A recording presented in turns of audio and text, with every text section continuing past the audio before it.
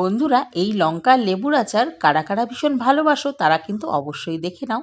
সারা বছর ঘরে রেখে আচার তোমার নষ্ট হবে না, সেই টিপসটা আজকে আমি দিয়ে দেবো তোমাদেরকে। তো লঙ্কাগুলোকে বোটা ছাড়িয়ে ধুয়ে 1 ঘন্টার মতো শুকিয়ে নাও। তারপরে এরকম লঙ্কাগুলোকে অর্ধেক অর্ধেক করে ভেঙে নাও। নিয়ে তারপরে নুন আর কিছুটা লেবুর রস করে বয়মের মধ্যে লঙ্কাটা দিয়ে দাও। আর কিছুটা লেবু এইভাবে ছাঁচড়ি দিয়ে ঘষে ওপরের চোকলাটাকে ফেলে দাও। ফেলে দিয়ে তারপরে এইভাবে পিস করে নাও। পিস করে এই লেবুটাকেও ওই লঙ্কা আর নুন লেবুর সাথে ভালো করে মিশিয়ে দাও।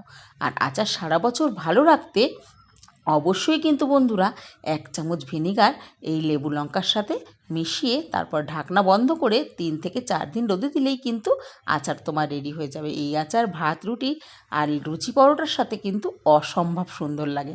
তো বন্ধুরা, এরকম নতুন নতুন আচারের রেসিপি পেতে আমার চ্যানেলটিকে অবশ্যই সাবস্ক্রাইব করে রাখবে আর কমেন্টে অবশ্যই জানাও আচার কেমন লাগলো।